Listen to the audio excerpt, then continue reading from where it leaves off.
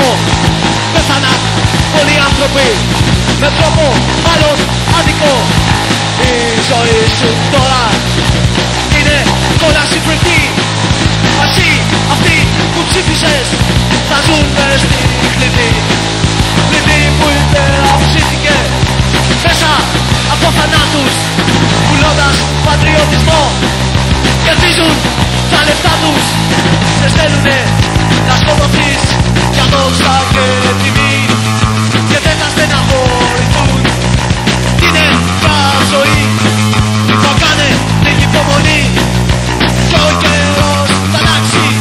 Κι αυτό κατά μαυρό πουλί θα τους κατασπαράξει.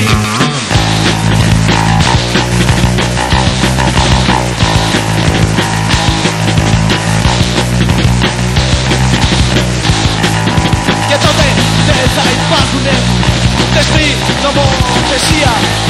Θα ζούμε ακαταπίεστα, χωρίς την εξουσία, χωρίς παρασυνταρχικούς βαθμούς και σκατοπάτια, βαδίζοντας ελεύθερα σ' ειρήνης μονοπάτια. Δεν θα υπάρχουν πόλεμοι και εμπόριο των όπλων. Θα υπάρχει αληθινή ισότητα ανθρώπων.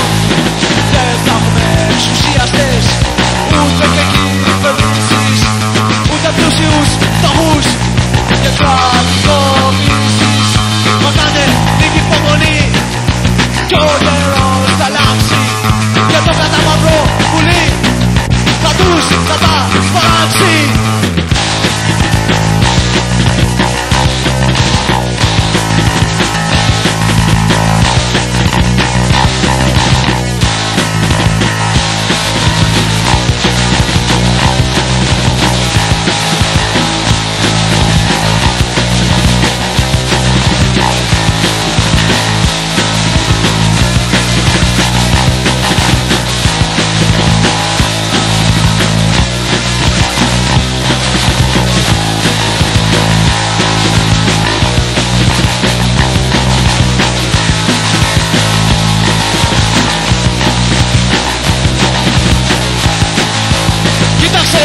Στο καθρέφτη πυρηνικό κατάλοιπο πέθαναν πολλοί άνθρωποι, με τρόπο μάλλον άδικο.